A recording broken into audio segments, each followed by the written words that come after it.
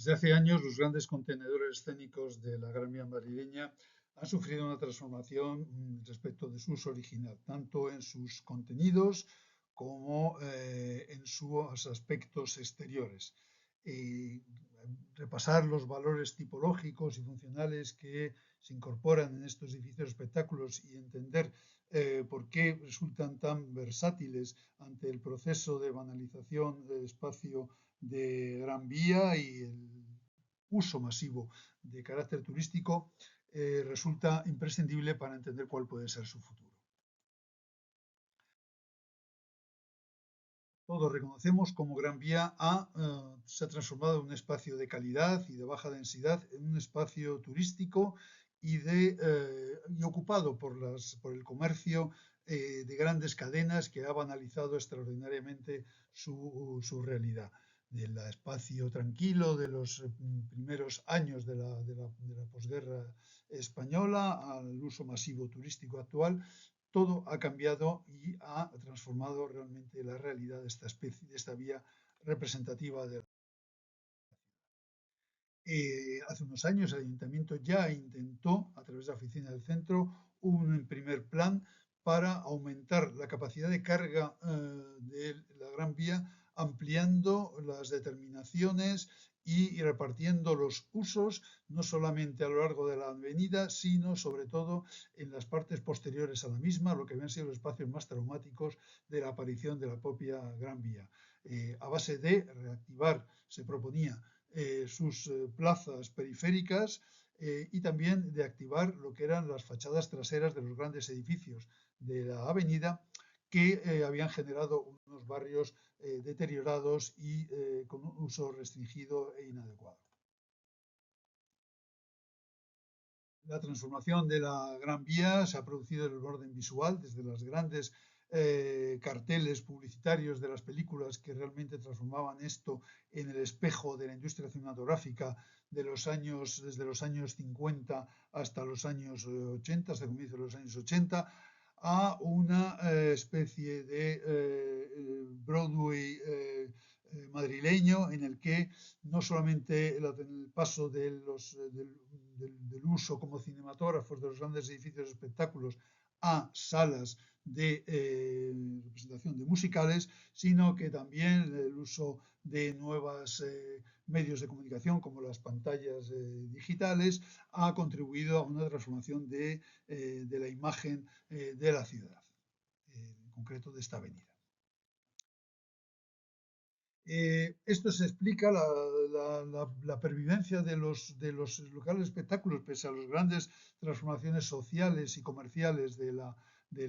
avenida, se explica porque estamos ante una ciudad de larga tradición teatral, desde los corrales de comedias del siglo XVII hasta la gran aparición de locales privados, no solo públicos, durante todo el siglo XIX, que están recogidos en buena parte en este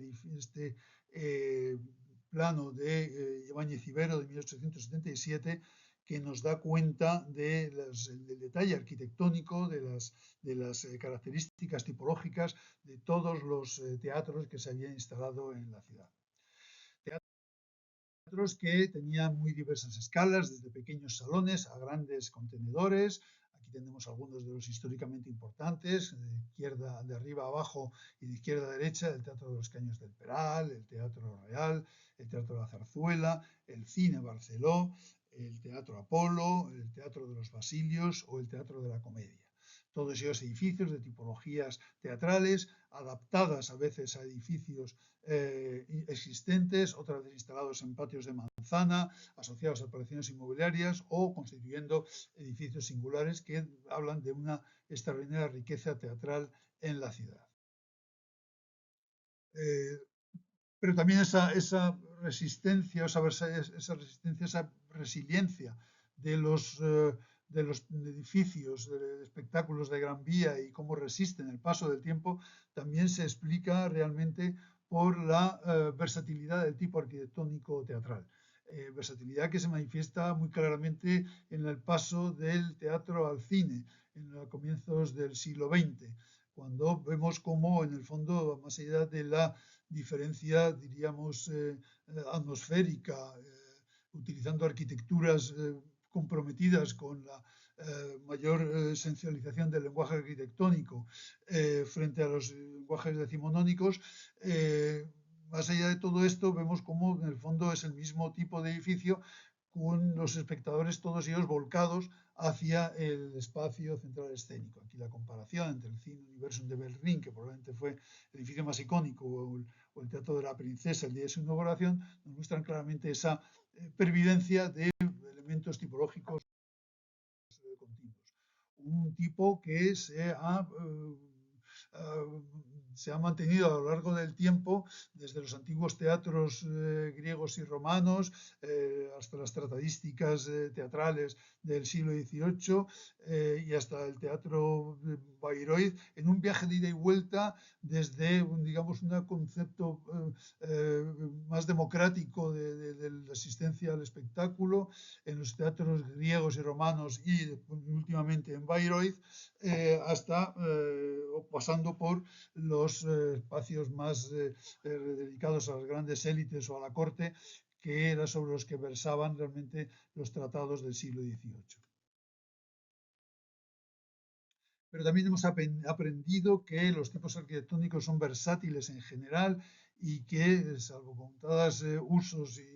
incompatibles, en general siempre podemos adaptarlos a nuevas situaciones. El caso de los tres centros culturales de Madrid, el Conde Duque, antiguo cuartel, el Matadero de Madrid, obviamente con su nombre, pues un antiguo centro de explotación ganadera, y el centro, que en el antiguo Palacio de Comunicaciones, demuestran este aprendizaje a utilizar de una manera versátil los edificios de la cultura, de los edificios de la antigüedad en favor de la cultura contemporánea. Pero ¿qué son, en el caso de los edificios de la Gran Vía, cuáles son los edificios de la Gran Vía y por qué han podido adaptarse? Bueno, vamos a ver solamente tres ejemplos. El Cine Capitol de 1933, un edificio que estaba pensado, como todos los edificios grandes de Madrid de teatro, no exentos, pero estaba vinculado a operaciones inmobiliarias, como también ocurría en el siglo XIX, con la ocupación de los patios de manzana. Operaciones en las que aparecía el cine como un elemento que aprovechaba el gran éxito en aquel momento de estas enormes salas en las que el público acudía de manera continua. En el caso del cine Capitol existía ya un espacio para una posible orquesta delante del escenario, aunque un poco reducido, no había fondo en el interior del escenario, y eso nos llevaba realmente a una limitación de usos que con el tiempo se ha visto que así es. Así el Cine Capitol se ha tenido que recurrir a crear tres minicines que mantengan económicamente la explotación de la gran sala. El Cine Collusion, sin embargo, ya también del mismo año, sin embargo, tenía un concepto diferente.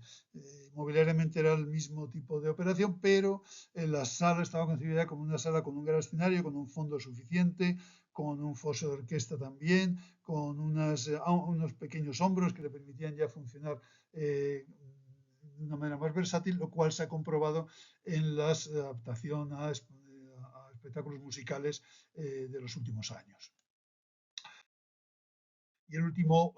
de los construidos, el Teatro Lope de Vega, del año 49, que ya aprende de todas estas experiencias anteriores y efectivamente manifiesta una sala en la que, manteniendo la gran capacidad de las anteriores de la Gran Vía, aumenta el escenario, aumentan los hombros y garantiza que sea hoy en día probablemente el sitio de referencia de los grandes musicales en la Gran Vía. Las amenazas del futuro también están en las transformaciones por causa del comercio. Hemos visto desaparecer, por ejemplo, el antiguo Cine Madrid-París, luego Imperial, en favor del asentamiento de la empresa Primark, que ha conservado bien, porque estaba protegido todo el interior, todos los grandes espacios de escaleras, pero ha hecho desaparecer la sala de espectáculos. En el caso del Cine Avenida, la operación es un poco diferente. Se ha mantenido prácticamente intacto el espacio interior y se ha hecho una escenografía que permite albergar la tienda en el interior, de manera que sea fácilmente recuperable en cualquier momento el uso como sala de musicales o de cine o de cualquier espectáculo, con yo diría con una reforma bastante sencilla. Pero la desaparición del uso comercial, la aparición del uso de espectáculos se ha producido. Lo mismo ocurre con el Cine Madrid, que vemos aquí a la izquierda, o con el antiguo edificio Rex, el primero en favor de una empresa de electrodomésticos y de informática y de electrónica en general, y el segundo con la sala que existía en los bajos, el antiguo Cine Rex, transformada también de nuevo en un espacio para una sala, para una empresa comercial. Esto nos hace intuir que estaremos probablemente ante una situación en el futuro parecida a la del Teatro Infanta Isabel, que en los años 90 fue transformado en el local Teatriz por el arquitecto y diseñador Philippe Starck, con un respeto absoluto al espacio interior teatral, incluso sacando partido de esa realidad de que estaba trabajando sobre un espacio escénico, de manera que tanto el escenario con su tramoya, como el símbolo del escenario como punto de atención de toda la sala, se mantuvo en el nuevo uso de restauración y de sala de centro de copas que se instaló en este local y que probablemente sea un modelo que en el futuro debiéramos ver reflejado, debiéramos ver recuperado, esperando que las actuaciones futuras sean todas de esta calidad. Muchas gracias.